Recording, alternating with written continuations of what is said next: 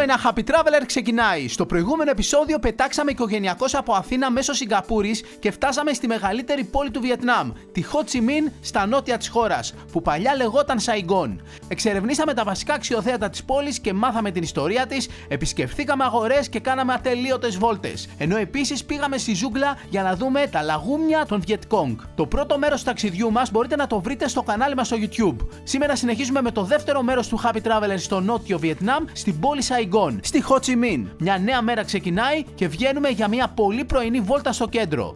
Είναι 7 το πρωί και μαζί με τον πρώτο κόσμο που κινείται στους δρόμους, κυρίως με μηχανάκια, στα πεζοδρόμια υπάρχουν καντίνες που σερβίρουν πρωινό. Και όταν λέμε πρωινό εννοούμε κανονικό ασιατικό φαγητό. Έχουν τα wok και μαγειρεύουν.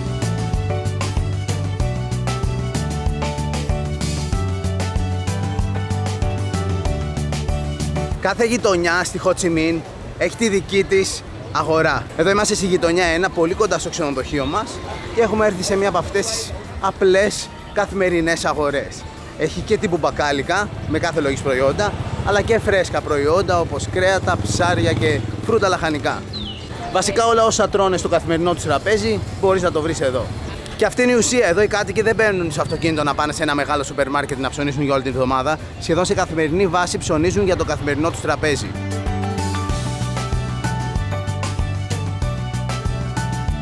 Ανάμεσα στους πάγκους έχει και μικρές καντίνες που πουλάνε φαγητά προς άμεση κατανάλωση, όπως αυτά εδώ τα πολύ δημοφιλή βιετναμέζικα σάντουιτς. Τα 15.000 βιετναμέζικα ντόγκ που κάνει αυτό το σάντουιτς είναι 65 λεπτά το ευρώ.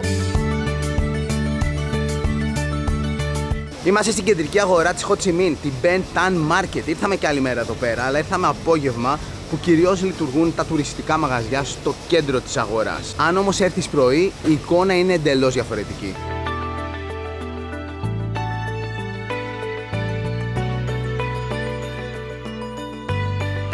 Την αληθινή και αυθεντική εικόνα της αγοράς θα τη δεις αυτή την ώρα που λειτουργεί η αγορά τροφίμων. Είναι ανοιχτή ψαραγορά, η κρεαταγορά και η αγορά φρούτων και λαχανικών. Στα φρούτα και τα λαχανικά συναντάμε πολλά γνώριμα προϊόντα. Πάμε όμως να δούμε και τα ψαρικά. Κάθε λογής φρέσκο ψάρι και θαλασσινό από τις θάλασσες και από τα ποτάμια του Βιετνάμ.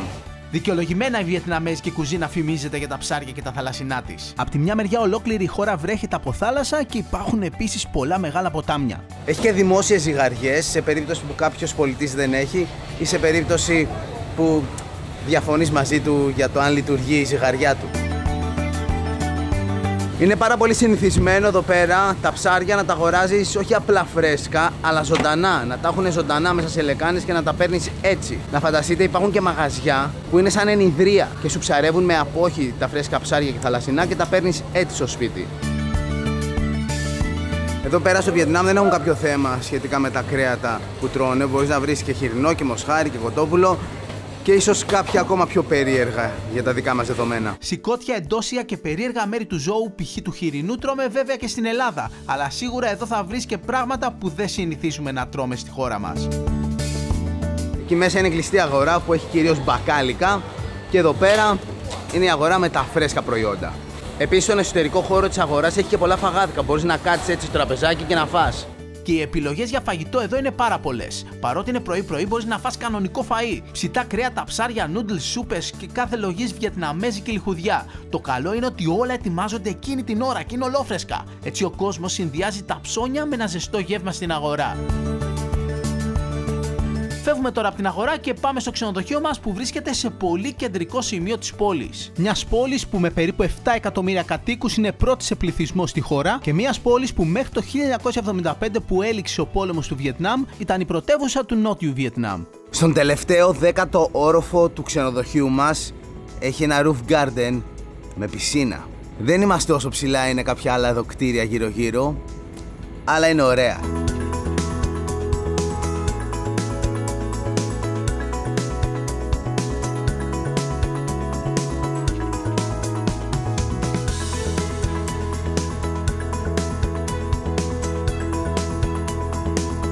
Εδώ είμαστε ψηλά στο 10ο όροφο, αλλά καμία σχέση με τους 68 ορόφους που έχει το διπλανό κτίριο. Την επίσκεψή μας στο ψηλό κτίριο και τη θέα από ψηλά μπορείτε να τη δείτε στο πρώτο μέρος του ταξιδιού μας στο Νότιο Βιετνάμ.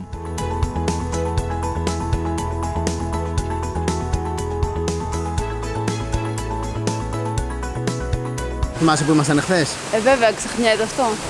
Πάνω. Ωραία φάση. Πιο ψηλά από ό,τι είμαστε τώρα. Ναι, λίγο.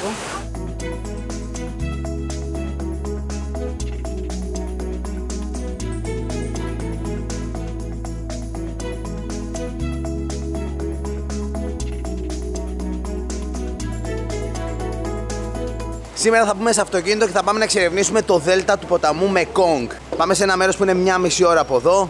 Θα πούμε σε βάρκα και θα κάνουμε υπέροχα πράγματα. Φύγαμε.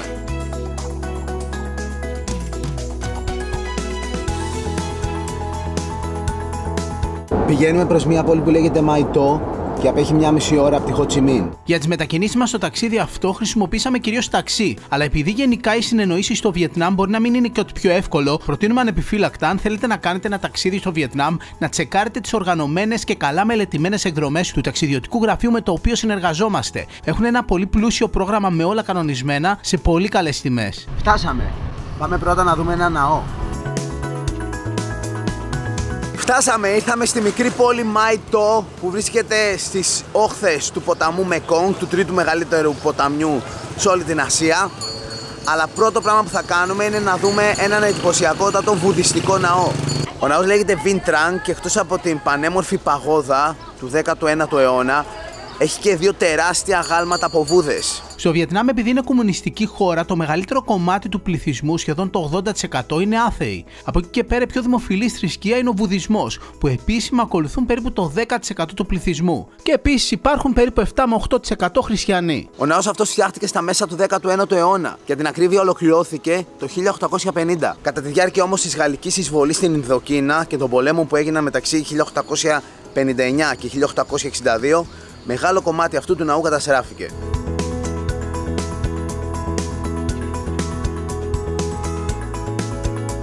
Βασικά τα αγάλματα που υπάρχουν εδώ δεν είναι μόνο δύο. Δύο είδα αρχικά. Υπάρχει ο γελαστός Βούδας ο τεράστιος, υπάρχει ο ξαπλωμένος, ο κοιμούμενος Βούδας από εκεί και υπάρχει και ο ψηλότερος Βούδας από την άλλη πλευρά.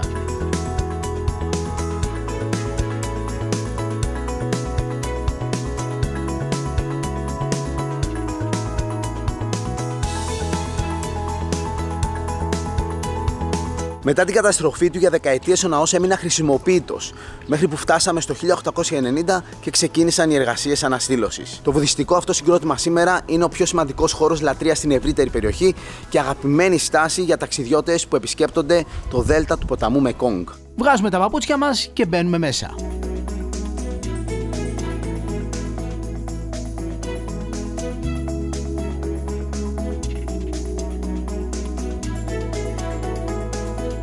Μπήκαμε στο εσωτερικό του ναού και το μέρος είναι πανέμορφο.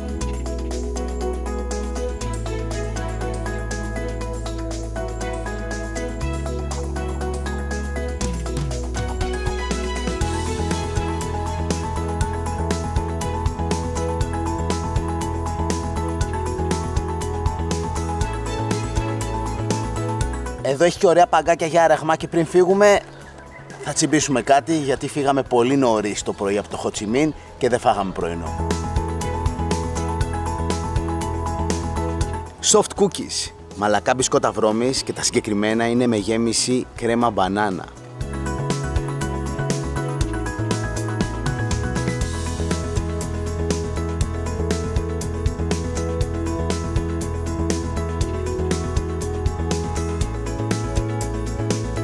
Ο εύσωμος γελαστός Βούδας είναι με διαφορά ομορφότερος.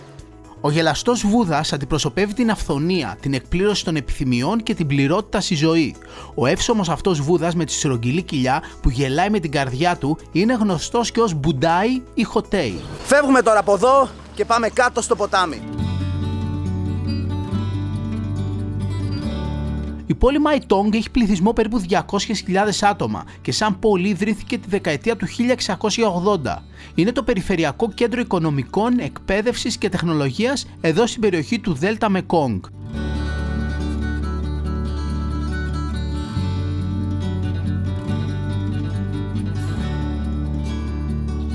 Ήρθαμε κάτω στο τουριστικό λιμάνι στις όχθες του ποταμού Μεκόγκ. Από εδώ θα μπούμε σε μια βάρκα και θα πάμε κρουαζιέρα στην περιοχή. Είμαστε εδώ και υπάρχουν διάφορα νησάκια μέσα στο ποτάμι, τα οποία θα πάμε να επισκεφθούμε. Να, εδώ είναι το πρόγραμμα της εκδρομής που θα ακολουθήσουμε. Το εισιτήριο έκανε περίπου $10. Επειδή έχουμε λίγη ώρα πριν φύγει το καραβάκι, πάμε έξω να δούμε τη θέα.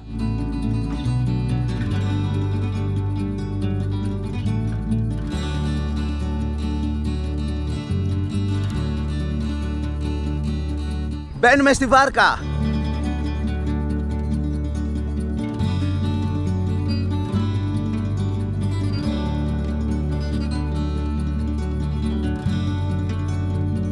Ο ποταμός Μεκόγκ έχει μήκος σχεδόν 5.000 χιλιόμετρα και είναι ο τρίτος μεγαλύτερος ποταμός σε όλη την Ασία και 12ος μεγαλύτερος ποταμός σε όλο τον κόσμο. Εδώ στο σημείο που βρισκόμαστε είμαστε κάπου 50 χιλιόμετρα από τις εκβολές κάτω στη νότια Κινέζικη θάλασσα ή πείτε το γενικότερα στον Ινδικό ωκεανό. Αυτή η μεγάλη καλωδιωτή γέφυρα είναι μία από τις 4 που υπάρχουν σε αυτή εδώ την ευρύτερη περιοχή του δέλτα του ποταμού Μεκόγκ.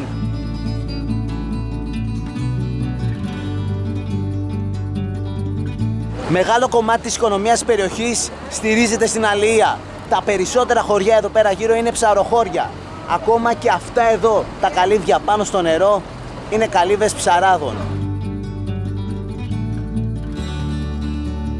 Οι περισσότερες βάρκες που κυκλοφορούν εδώ είναι είτε ψαροκάικα, είτε τουριστικές βάρκες σαν αυτή που είμαστε τώρα. Επίσης υπάρχουν και μερικά πιο μεγάλα μεταγωγικά σκάφη που κουβαλάνε υλικά. Γενικά, τα ποτάμια σε αυτή εδώ την περιοχή του πλανήτη είναι οι αυτοκινητόδρομοι μιας άλλης εποχής που χρησιμοποιούνται ακόμα και σήμερα. Αυτό το tour που κάνουμε διαρκεί σχεδόν 4 ώρες. Κάνουμε βόλτα να δούμε διάφορα μέρη, κάποια νησάκια τα βλέπουμε από το νερό και σε κάποια άλλα μέρη θα αποβιβαστούμε.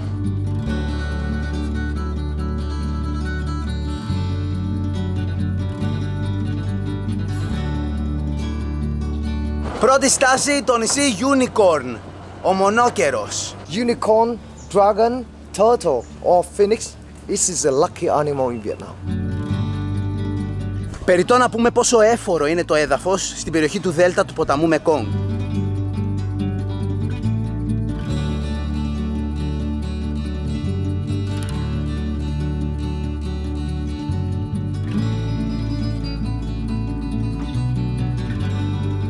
Έχουν και μελίσια εδώ, παράγουνε μέλι.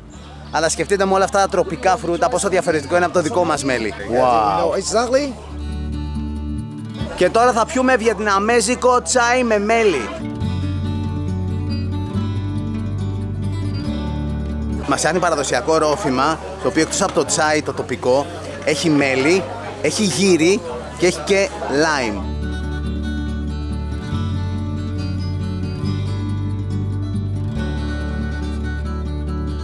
Όχο, είναι ωραίο, μου αρέσει που έχει και το λεμόνι, είναι και γλυκό από το μέλι, τέλειο είναι. Αλλά είναι ζεστό, γι' αυτό το πιάνω έτσι. Γεια μας. Ωραίο είναι.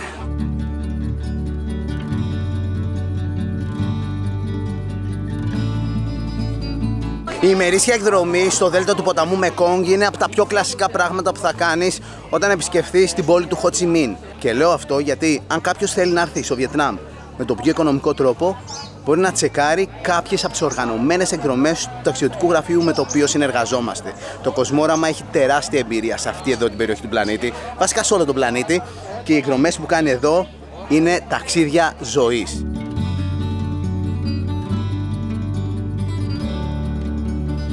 Έχει ριάκια ανάμεσα στις καλλιέργειες για να βοηθάνε στο πότισμα και παντού κάτω από τα δέντρα υπάρχουν κυψέλες με μέλισσες. Μελίσια με μέλισσες που τρώνε γύρι από αυτά τα τροπικά φρουτόδεντρα. Οι καλλιέργειες που κυρίως έχει αυτό το νησί είναι ντούριαν, αυτά τα τεράστια αγκαθωτά φρούτα που μυρίζουν περίεργα, και αυτά εδώ είναι πόμελο. Είναι ένα είδος εσπεριδοειδούς, το οποίο πάνω κάτω είναι σαν το grapefruit. Βασικά θα έλεγα ότι είναι κίτρα. Νομίζω αυτό είναι το σωστό όνομα. Το νησί στο οποίο βρισκόμαστε, το Unicorn, είναι το μεγαλύτερο νησί εδώ πέρα στην περιοχή και θα πάμε να δούμε και ένα άλλο μέρος του, όχι με τη βάρκα, με ηλεκτρικό οχηματάκι.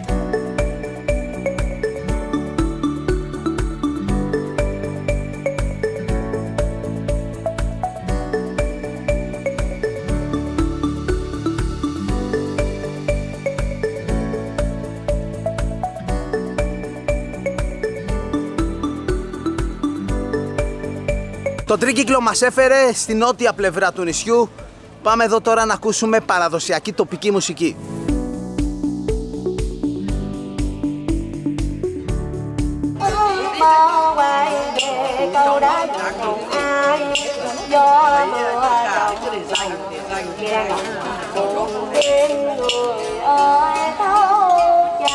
Απολαμβάνουμε τοπική παραδοσιακή μουσική του Νότιου Βιετνάμ με φρέσκα φρούτα από το νησί. Ανανά, γουάβα, μάγκο, αυτό μοιάζει με λίτσι αλλά είναι λόγκαν, και dragon fruit. Αλλά πριν πιάσουμε τα φρούτα να τα φάμε, απολύμανση χεριών οπωσδήποτε. Η αντλία στο καπάκι βοηθάει να βάλεις πάντα όσο αντισηπτικό χρειάζεται στα χέρια. Ποτέ παραπάνω. Ο ανανάς τα σπάει. Η γουάβα, αν και ωραίο φρούτο, έχει κάτι πολύ σπαστικά κουκουτσάκια.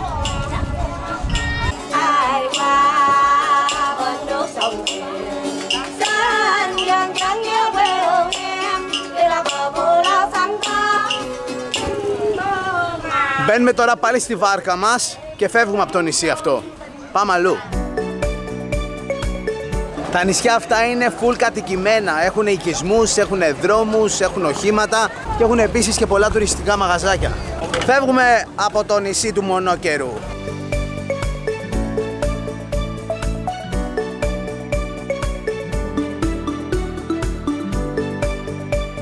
Τώρα θα πάμε σε μια περιοχή στην άλλη πλευρά του ποταμού. Όχι σε νησί, στην άλλη πλευρά, μέσα στην καρδιά του δέλτα του ποταμού Μεκόγκ.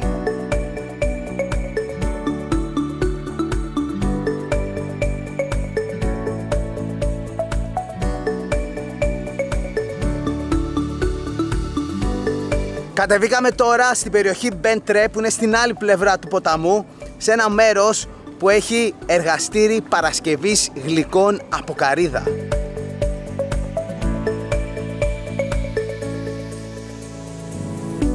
Αυτό εδώ είναι ένα παραδοσιακό εργαστήρι επεξεργασίας καρύδας. Πάμε να δούμε όλα τα βήματα από την αρχή. Την ολόκληρη φρέσκια καρύδα, το πρώτο πράγμα που πρέπει να κάνουν είναι να την ανοίξουν. Χρησιμοποιούν αυτό το δόρυ που είναι καρφωμένο στο έδαφος για να ανοίξουν το εξωτερικό της καρύδας. Βγάζουν με τα χέρια αυτές τις τρίχες που έχει, το μέσα της καρύδας το κόβουν με ένα άλλο εργαλείο. Και όταν είναι φρέσκια καρύδα, μέσα έχει νερό, που εννοείται μπορείς να το πιείς και είναι το τέλειο δροσιστικό. Και μετά μέρισμα αυτό που είναι η μισή καρύδα, και το επόμενο στάδιο που πρέπει να κάνεις είναι να την τρίψεις. Ο παραδοσιακός τρόπος τριψίματος είναι στο χέρι, αλλά αυτό παίρνει πολλή ώρα. Πλέον υπάρχει μηχάνημα που κάνει την όλη διαδικασία πολύ πιο εύκολη. Σε αυτό το στάδιο πρέπει να δοκιμάσουμε και λίγη ολόφρεσκη καρύδα. Πάμε τώρα να δούμε και πώς φτιάχνουν παραδοσιακά γλυκά με την καρύδα. Πολλά και διάφορα γλυκά φτιάχνουν από καρύδα, αλλά το πιο δημοφιλές είναι οι καραμέλες. What is this? Snake wine. Snake wine. The snake is alive. No, already dead.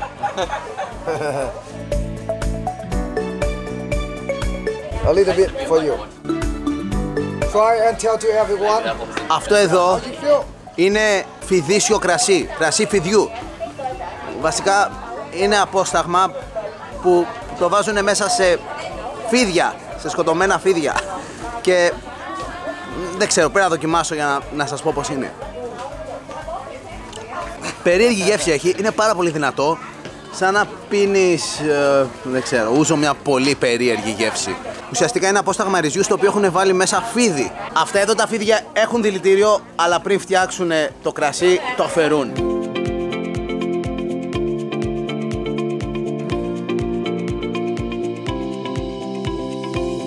Και εδώ έχουν μαγαζί με όλα τους τα προϊόντα, κυρίως γλυκά που φτιάχνονται με καρύδα. Και στο από εδώ μαγαζάκι έχει ψάρια, αποξηραμένα ψάρια, που είναι ο παραδοσιακός τρόπος για να τα συντηρούν. Το μέρος εντωμεταξύ είναι σαν τη Βενετία, έχει πάρα πολλά κανάλια και μικρούς παραπόταμους.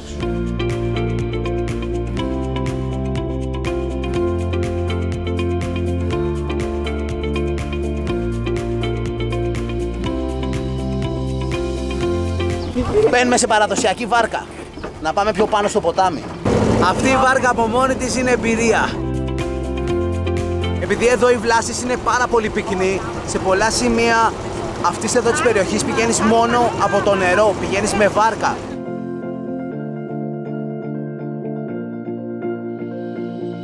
Be careful, crocodile. Μου είπε να προσέχω, έχει κροκόδιλους.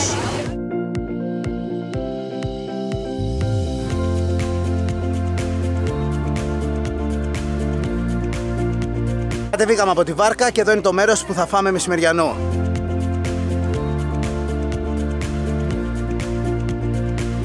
Και εδώ έχει κροκόδιλους. Κοιτάξτε πόσο ωραία ράζουν. Ευτυχώς είδαμε εδώ και όχι ξαφνικά και απρόσμενα μπροστά μας στο ποτάμι. Θα κάτσουμε να φάμε το παραδοσιακό ψάρι της περιοχής, το οποίο λέγεται ψάρι αυτή του ελέφαντα. Έτσι λέγεται στα βιετναμέζικα. Vietnamese language is cá tai tượng. Is it from the river? Yeah, it's Mekong River. Πριν φάμε οπωσδήποτε από λίμανση χεριών.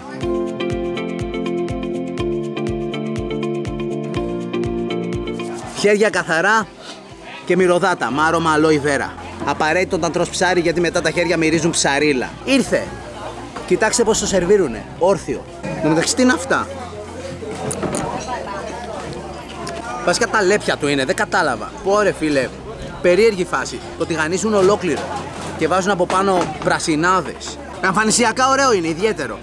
Το θέμα είναι τι γεύση έχει.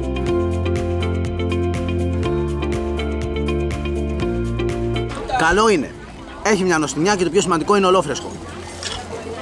Και μαζί σερβίρουνε noodles και σαλάτα. Και ο παραδοσιακός τρόπος είναι να το τυλίγεις το ψάρι μέσα σε πιτάκι. Πιτάκι ρυζιού.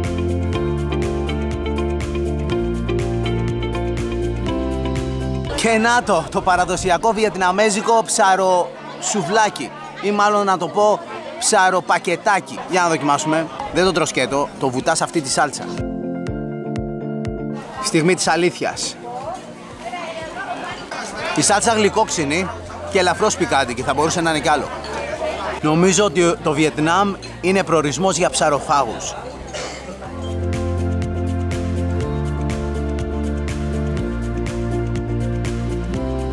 Και τώρα για να χωνέψουμε θα ράξουμε σε μία από αυτές τις υπέροχες εώρες.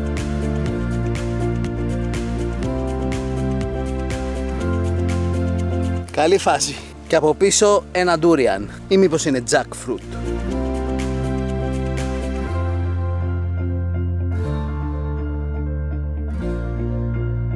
Και τώρα θα μπούμε σε αυτές τις ακόμα πιο παραδοσιακές βάρκες που πηγαίνουν με κουπί.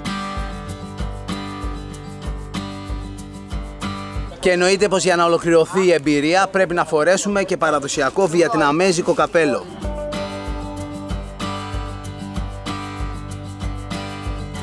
Πρέπει να είναι το καλύτερο καπέλο για τον ήλιο που υπάρχει, μαζί με τα σομπρέρος. Είναι σαν να φοράς ομπρέλα στο κεφάλι και είναι πάρα πολύ ελαφρύ.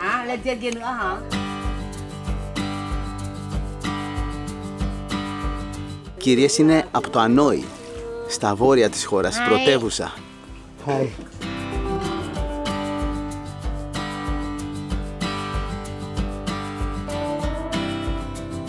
Κάνουμε μια μικρή βόλτα σε αυτό το μικρό ποταμάκι και γυρνάμε πάλι πίσω.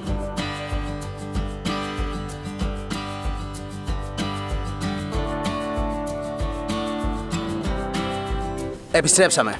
Ωραία και αυτή η βόλτα. Thank you, bye.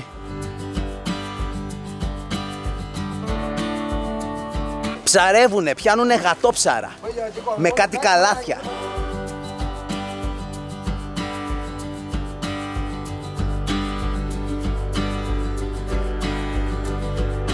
Εδώ ήρθαμε με πλεούμενο, αλλά θα φύγουμε με άμαξα.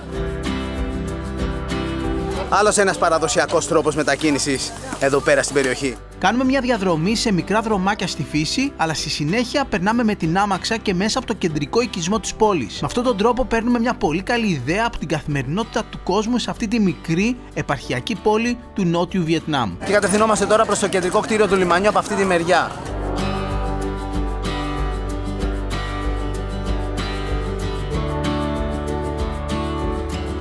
Και κάπου εδώ θα αποχαιρετήσουμε αυτή την πλευρά του ποταμού, θα μπούμε ξανά στη βάρκα μας και θα επιστρέψουμε πίσω στο Μάιτο.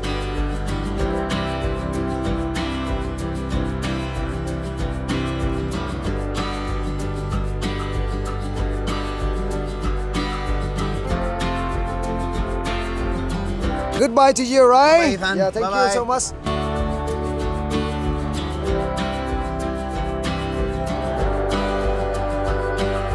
Και τώρα μπαίνουμε πάλι στο αυτοκίνητό μας και επιστρέφουμε πίσω στη Ho Chi Minh.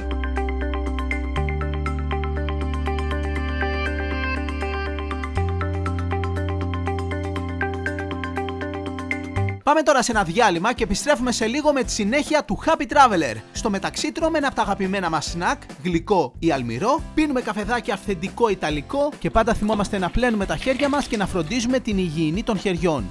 Επίσης, βρείτε μας στο Instagram, ακολουθήστε και εμένα και την Ηλέκτρα αλλά και το λογαριασμό της εκπομπής μας Happy Traveler GR και βρείτε μας και στο Facebook, όπου κάθε εβδομάδα ανακοινώνουμε τους νέους προορισμούς αλλά και όλους μας τους διαγωνισμούς. Τα λέμε σε λίγο!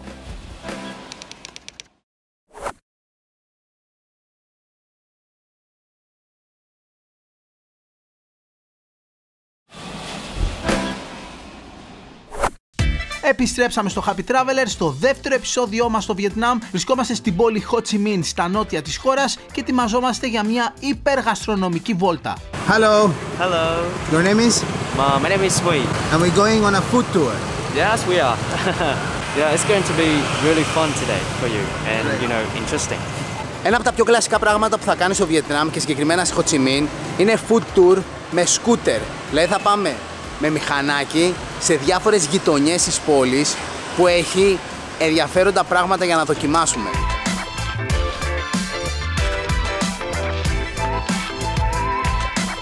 Φύγαμε!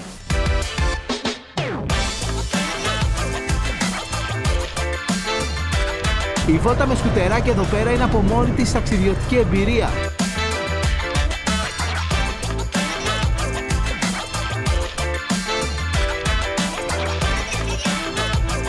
Είμαστε στη γειτονιά 3 και αυτή εδώ η συγκεκριμένη περιοχή έχει το παρατσούκλι Ψαροκόκαλο. Επειδή έχει αυτά τα μικρά δρομάκια με πολλές διακλαδώσεις, βασικά υπάρχει ένα κεντρικό δρομάκι και πολλά δεξιά-αριστερά. Σαν Ψαροκόκαλο. Many local people eat here as well, yeah? Yeah, many. So, because this place is very famous. It's been here for nearly like 30 years for now. Θα φάμε μπανί σεό. Μπανί σεό ουσιαστικά είναι βιετναμέζικες τηγανίτες. Μπανί σημαίνει κέικ και σεό σημαίνει τηγανιτό. Τηγανιτό κέικ. Τηγανίτες.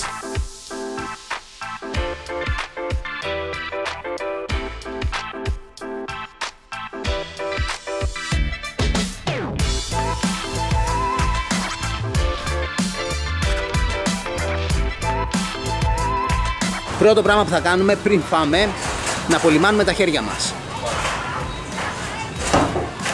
Και όχι απλώς να τα απολυμάνουμε, να τα κάνουμε να μοσχομυρίζουνε. Αυτό εδώ έχει άρωμα aloe vera. So this is with the shrimp? Yeah, this is shrimp, pork, and also the coconut milk in the middle. A coconut milk. Μας φέραν και ένα καλάθι με έναν κήπο. Διάφορες πρασινάδες που χρησιμοποιούν πολύ εδώ πέρα στην κουζίνα τους. Αυτό έχει λίγο γεύση ψαριού, γι' αυτό το λένε ψαρόφυλλο. Ήρθε η τηγανίτα. Καλή όρεξη. Αλλά πρώτα να φάμε το ορεκτικό. Έχει και έξτρα τσίλι αν το θες καυτερό. Λιωμένο τσίλι. Ο σωστός τρόπος για να το φας είναι πρώτα να το βουτήξεις σε αυτή εδώ τη σάλτσα από γάλα καρύδας και μετά να το βουτήξεις στην άλλη σάλτσα που είναι ψαροσάλτσα, είναι fish sauce. Τη γαρίδα την τρώνε ολόκληρη γιατί πιστεύουν ότι αυτό τους προσφέρει έξτρα ασβέστιο. Είναι ψιλομούφα αλλά το κάνουν έτσι κι αλλιώς όλοι. Τώρα με τις σάλτσες είναι πολύ πιο ενδιαφέρον. So how do you eat this? So usually we will use a leaf like this to wrap it. And after that we use a spoon like this. We try to take a part of this. We put it over here, right? Like this one. To straw it, right? So we dip in the fish sauce, then we eat it.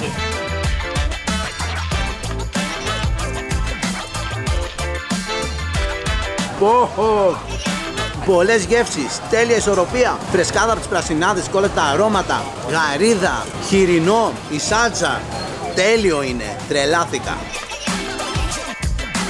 Βιετναμέζικο σουβλάκι.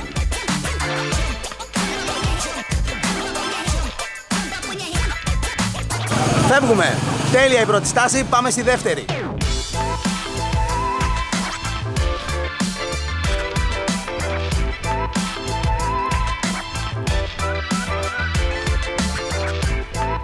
Η δεύτερη μας στάση είναι πάλι στη γειτονιά νούμερο 3, σε ένα μέρος που βρίσκονται τα πιο ιστορικά διαμερίσματα στην πόλη της Χο Τσι Μιν.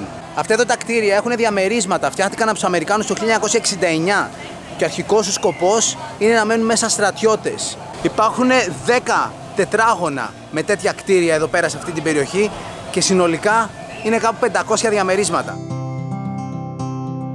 Πάμε πάνω. Εδώ, επειδή είμαστε σε πολύ κεντρικό σημείο της πόλης, είναι ακριβά τα διαμερίσματα. Να φανταστείτε, ένα διαμέρισμα εδώ μπορεί να είναι 30 τετραγωνικά μέτρα και να κοστίσει 100 με 150.000 δολάρια.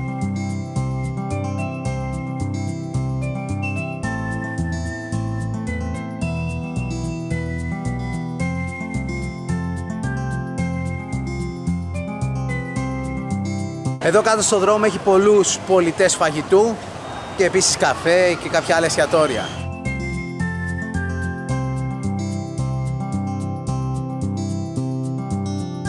Και εδώ κάτω από το διαμέρισμα είναι το πάρκινγκ. Κυρίως οι περισσότεροι έχουν μηχανάκια και τα παρκάρουν έτσι. Τα μηχανάκια εδώ είναι σαν smartphone. Με λίγα λόγια, ο κάθε ενήλικας έχει και ένα μηχανάκι. Τόσα πολλά είναι. Αυτό εδώ το μαγαζί είναι ένα ριζάδικο. Πουλάει μόνο ρύζι και πολλών ειδών ρύζια. Όλα αυτά είναι διαφορετικά ρύζια. Υπάρχουν πιο οικονομικά και πιο ακριβά. Για να καταλάβετε λίγο τις τιμές, τα 20.000 είναι 1 ευρώ και είναι η τιμή για το κιλό. Και σχεδόν όλα αυτά τα ρύζια, μπορεί να υπάρχουν κάποιες εξαιρέσεις, κάποια πιο ακριβά, αλλά τα περισσότερα είναι ντόπια από το Βιετνάμ.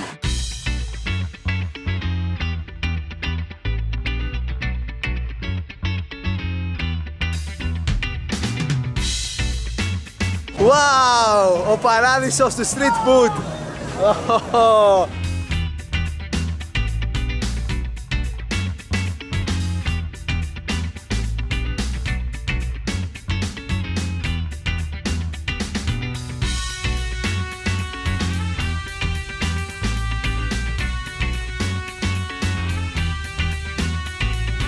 Βιετναμέζικα σουβλάκια ψητά στα κάρβουνα. Έχει κλασικά, δηλαδή κοτόπουλο, μοσχάρι και χοιρινό, αλλά έχει και κάποια πιο ιδιαίτερα που θα δοκιμάσουμε. Αυτό είναι με καλαμάρι. Έχει και λαχανικά, πιπεριές, κρεμμύδια, αλλά το καλαμάρι τρως.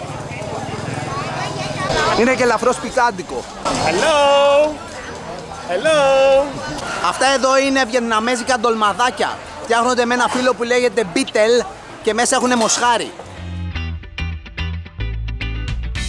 Το φύλλο δεν μας καίται τόσο εύκολο στα δικά μας ντολμαδάκια και είναι πολύ πιο αρωματικό, έχει γεύση, τόσο που δεν πολύ καταλαβαίνεις το μοσχάρι. Καλό είναι, αλλά προτιμώ τα ντολμαδάκια της γιαγιάς.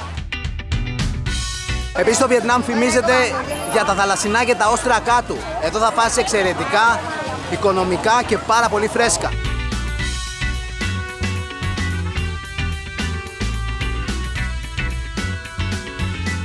Αυτά εδώ είναι βιετναμέζικες ριζοκοφρέτες. Όλα αυτά φτιάχνονται από αλεύρι ρυζιού και γάλα καρύδας.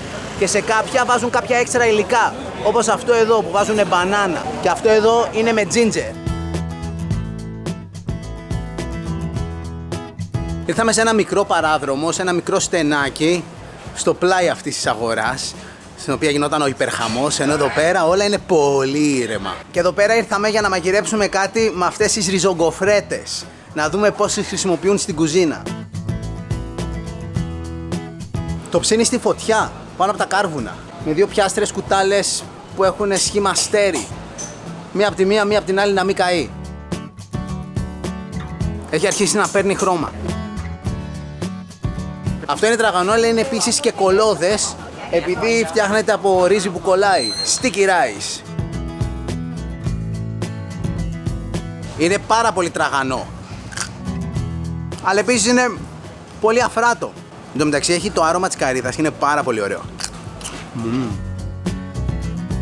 Και αυτό είναι με ginger. Πιο ωραίο είναι αυτό. Έχει αυτό το χαρακτηριστικό άρωμα του ginger που προσωπικά με ξετρελαίνει. Αυτό με το ginger είναι επίσης πιο λεπτό. Πολύ ωραίο.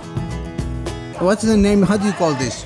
Bánh phồng nướng. Το βιετναμέζικο όνομα αυτής της ριζογκοφρέτας κατά λέξη σημαίνει rice paper cake. Δηλαδή κέικ χαρτιού από ρύζι.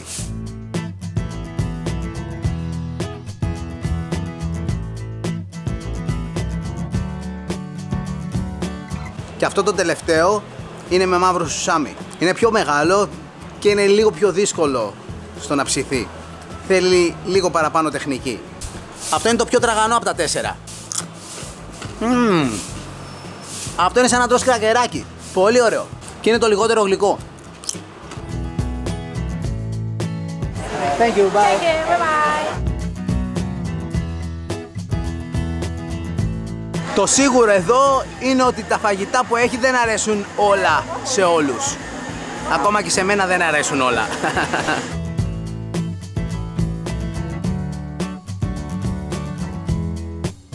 Το μέρος είναι πάρα πολύ δημοφιλές για νεολαία.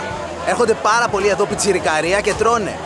Δεν πηγαίνουν σε μοντέρνα μαγαζιά, πηγαίνουν στα παραδοσιακά τους.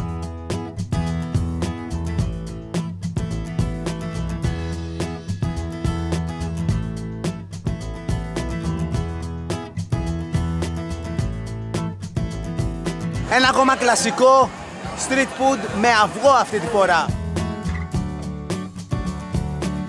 Για να φτιάξει αυτά κάνει μια τρύπα στο αυγό και βάζει μέσα διάφορα μπαχαρικά. Το βουτάς στη σάλτσα και το τρως.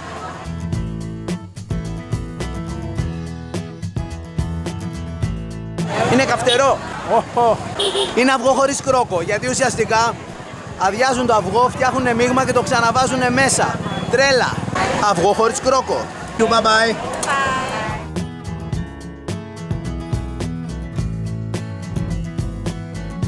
Αυτός εδώ είναι χυμός από ζαχαροκάλαμο, τον αγαπούν πολύ εδώ στο Βιετνάμ.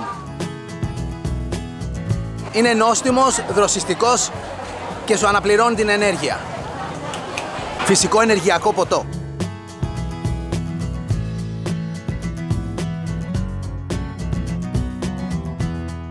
Αυτό είναι παγωτό, απλώνει την κρέμα σε παγωμένη επιφάνεια και όταν παγώσει την τυλίγει.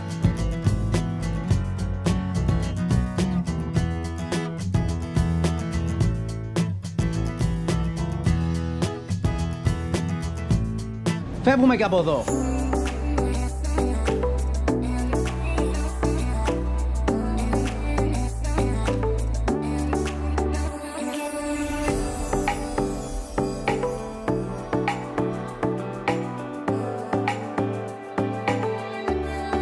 Ήρθαμε τώρα στη γειτονιά νούμερο 5 που επίσης λέγεται και Chinatown της Ho Chi Minh.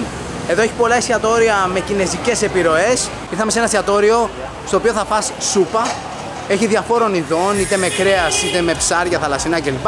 Εμείς θα πάρουμε μια παραδοσιακή σούπα με καβούρι.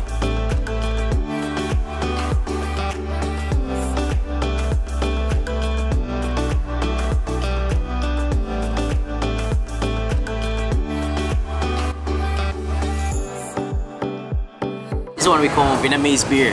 With alcohol, no. Without alcohol, Okay. non-alcohol, so don't worry. What is it made from? Tea, Tea. green tea. Δροσιστικό κρύο τσάι, ό,τι πρέπει για τη ζέστη του Βιετνάμ.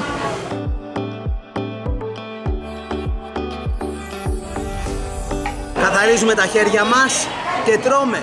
Εδώ τρώμε με chopsticks. Μυρίζει πάρα πολύ ωραία και το πρώτο πράγμα που παρατηρούμε είναι ότι δεν έχει μόνο καβούρι.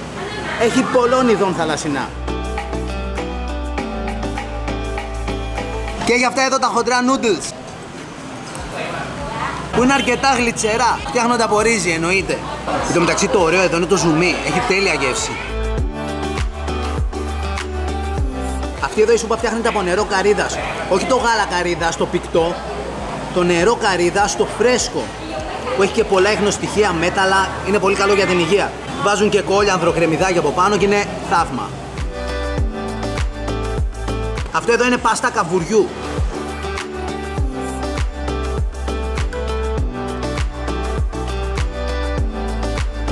Η σούπα έκανε 46.000, δηλαδή κάπου 2,5 ευρώ. Και ναι, 2,5 ευρώ παρότι είχε ολόφρεσκα θαλασσινά. Bye bye. Φεύγουμε και από εδώ και συνεχίζουμε την γαστρονομική μας βόλτα στη Ho Chi Minh. Πάμε τώρα για επιδόρπιο.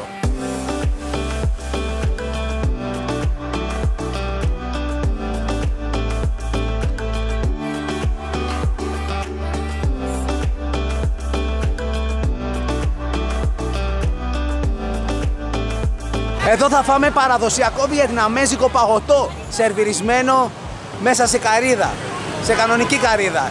Ανοίγουν τις καρύδες, φυλάνε το νερό και μέσα εκεί, αφού του ξύσουνε τη σάρκα της καρύδας, σερβίρουνε το παγωτό.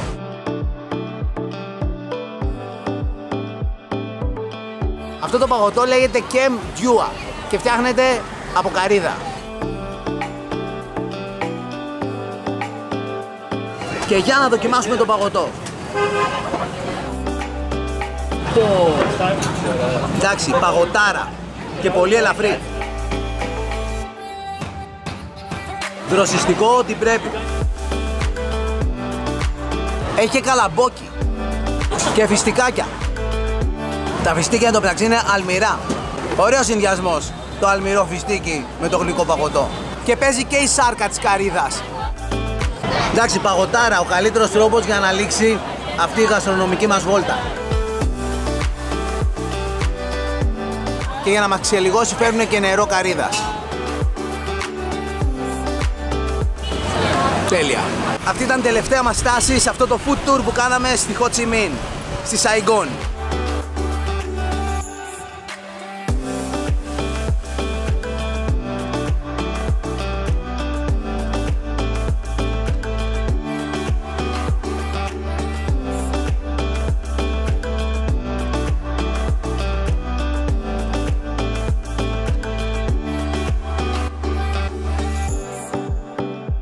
Και κάπου εδώ το κομμάτι του ταξιδιού μας στο Νότιο Βιετνάμ φτάνει στο τέλος του. Σε επόμενο επεισόδιο θα μπούμε σε αεροπλάνο και θα πάμε από τη Ho Chi Minh στο κέντρο της χώρας, στη πόλη Da Nang, όπου θα δούμε την εντυπωσιακή χρυσή γέφυρα με τα τεράστια χέρια και κάποια από τα πιο ιστορικά σημεία σε όλο το Βιετνάμ, όπως την πόλη Hoi An. Μετά από εκεί θα συνεχίσουμε ακόμα πιο βόρεια για τον κόλπο Halong με τους πανέμορφους πράσινους ασβεστόλιθους μέσα στο νερό. Και επίσης θα πάμε στην πρωτεύουσα της χώρας, το Ανόη, όπου θα μείνουμε μερικές μέρες για να την εξερευνήσουμε όπως αρμόζει σε μια τόσο ενδιαφέρουσα και ιστορική πόλη. Αυτά όμως θα τα δούμε σε επόμενα Happy Traveler αυτής της σεζόν. Για την ώρα σας χαιρετάμε, να είστε καλά, φιλιά πολλά και να θυμάστε ότι η πιο σημαντική αποσκευή σε κάθε ταξίδι είναι η καλή μας διάθεση. Γεια!